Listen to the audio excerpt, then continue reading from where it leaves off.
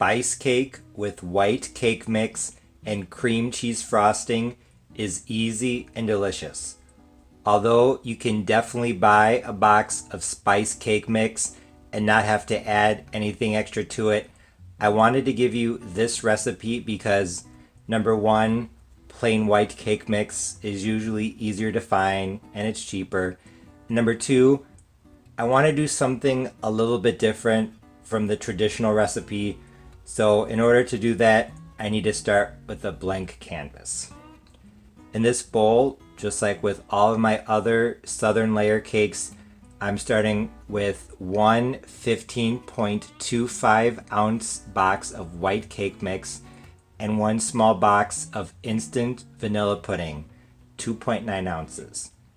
To that, I'm going to add 1 cup of buttermilk, 240 grams, 2 tablespoons of water, 3 large eggs, a quarter cup of canola oil as I've measured 50 grams, 1 teaspoon of vanilla, and 1 tablespoon of plain white vinegar. I know the buttermilk and the vanilla might be a bit of a concern to some people. They're afraid the cake might turn out sour, but actually it won't be sour at all. If you look at a lot of southern cakes or even my vanilla cake with buttermilk recipe I did last year, there's buttermilk and vinegar. It, like I said, it doesn't make the cake sour. What it does is that it helps to create an acidic environment so that the leavening agent, whether it be baking soda or baking powder, can make the cake really light and fluffy. So those two ingredients are going to work really well. For the spices, I'm going to do 1 teaspoon each of cinnamon, ginger, and nutmeg. Most traditional spice cake recipes also call for allspice, sometimes cardamom, sometimes cloves. I'm sure that would be good, but I'm basing this recipe off of a video I did in December of 2018. It was making Christmas cookies with a box of cake mix, and one of the versions I did was spice cake cookies. I did these 3 spices. They were really good, so I'm just going to use that flavor combination. A lot of spice cake recipes also call for light brown sugar. Adding brown sugar to this would not work out because I think it would make it overly sweet. So if you want to, you could add some molasses. I would do between half a teaspoon and 1 teaspoon, but I'm not going to because I did not do that with those cookies, and I think just this will be okay. So all I'm going to do is I'm just going to pour everything into a bowl, and then I'm going to start mixing. And this tablespoon of water, I'm going to use it to help clean out the measuring cup with the buttermilk. Like I said, I think adding brown sugar to this would not be a good idea because the cake mix already has sugar and the pudding mix has sweetener in it as well. So if you add brown sugar, I think it would make this too sweet. So whenever I want to add brown sugar, or I'm doing a cake like carrot cake or my devil's food cake that normally has brown sugar and I'm using white cake mix, I add a little bit of molasses. If you've never had molasses, I'm going to beat these before I put them in. If you've never had molasses, definitely go with half a teaspoon because molasses is very strong. If you did not know, brown sugar is just regular sugar with molasses added. Dark brown sugar has more molasses than light brown sugar does. So honestly, we're basically just making brown sugar in the cake mix if you decide to add molasses. So I am going to get my beaters and then I'm going to beat this. My spice cake batter is now mixed.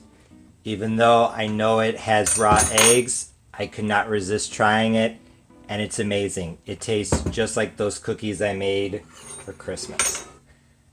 I have two 8-inch cake pans that I buttered and floured. Now I'm going to put the batter into the pans.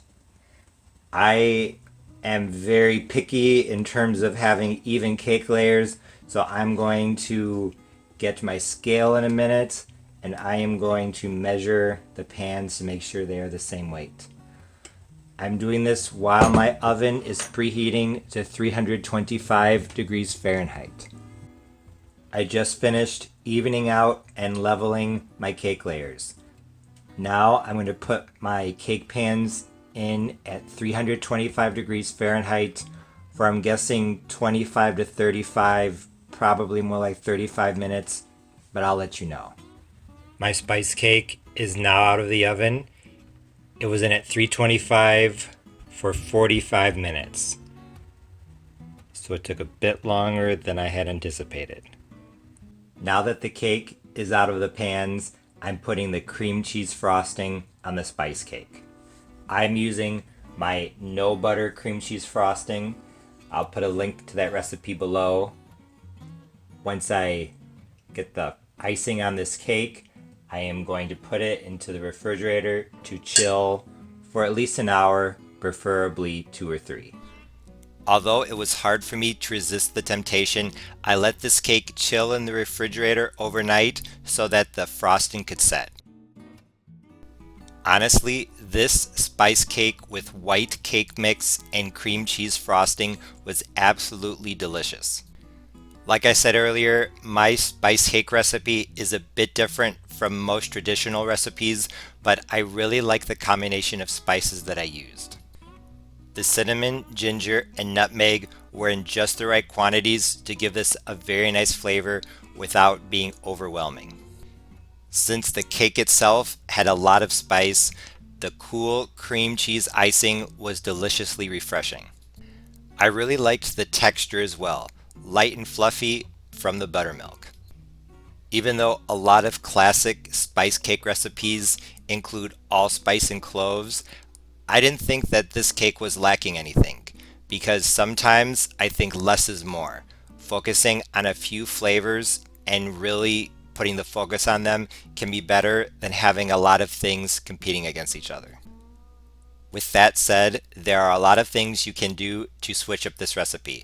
You could add pumpkin puree, applesauce, banana puree, maybe even 2 tablespoons or so of cocoa powder. If you don't want to change the flavor profile too much, I would add pecans or walnuts and maybe some shredded coconut. Nuts and shredded coconut are very common mix-ins in a lot of southern layer cakes, and I think that they would work really well in this one. I'm also really curious as to how crushed pineapple would taste mixed with the spices. I think it would be really good. Like I said earlier in the video, I came up with this recipe when I was trying to make spice cake cookies from cake mix for Christmas. So this spice cake with white cake mix is just another example of how one recipe can lead to another. In addition, this cake is a good example of how semi-homemade things, such as in this case doctoring up a box of cake mix, can be a great way to easily and quickly make something delicious. A box of white cake mix really truly is like a blank canvas, and if you use your imagination, you can come up with some pretty amazing things. If you're looking for the perfect cake for fall or maybe even the Thanksgiving dessert table, you should definitely give this one a try, because the spices make it warm and comforting, and the cream cheese icing makes it cool and refreshing. The best combination. And as you can see, I recommend serving it with a bit of vanilla ice cream with some ground cinnamon sprinkled on top. Absolutely fantastic. If you make this recipe, please let me know. I'm sure you'll fall in love with it at the first bite. As always, thanks for watching. See you next time. Bye.